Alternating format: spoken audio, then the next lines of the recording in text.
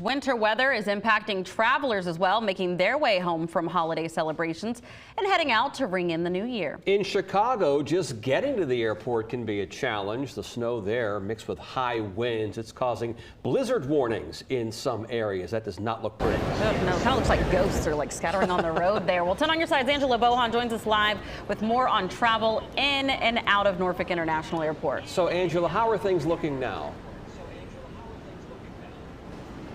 Well, guys, I would say it's very busy, but maybe not too crazy. I haven't seen anybody in the last few minutes running to their flights. It seems like we have some experienced travelers here.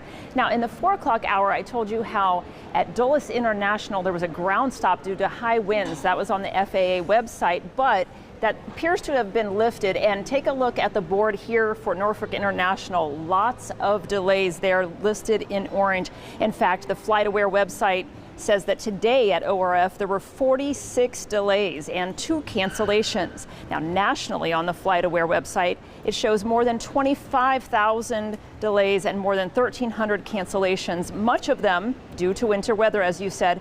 Now, of course, this is all happening during the holiday. Travel experts believe more than 8 million people are expected to travel by air between December 20th and January 1st.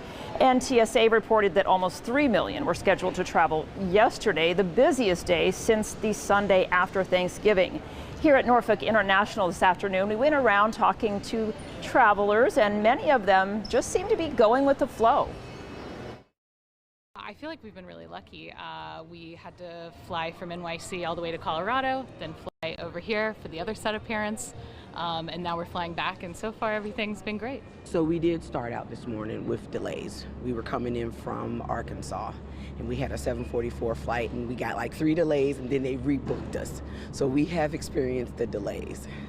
However, we did get here at the same time they said we were going to get here. Absolutely. Now, that last couple you just heard from, the Williams family from Suffolk, they're celebrating their 30th anniversary, and they also went to Vegas and to Arkansas to visit family, but they are happy to be back here in Hampton Roads to ring in the new year. So always a good reminder to be here early, but also check with your individual airline if you're flying out or whether you're picking someone up. Now, we'll check back in with you at 6 o'clock for another live update, and we're also going to check in with the folks at the USO serving our military here at the airport. Live at ORF, Angela Bohan, 10 on your side.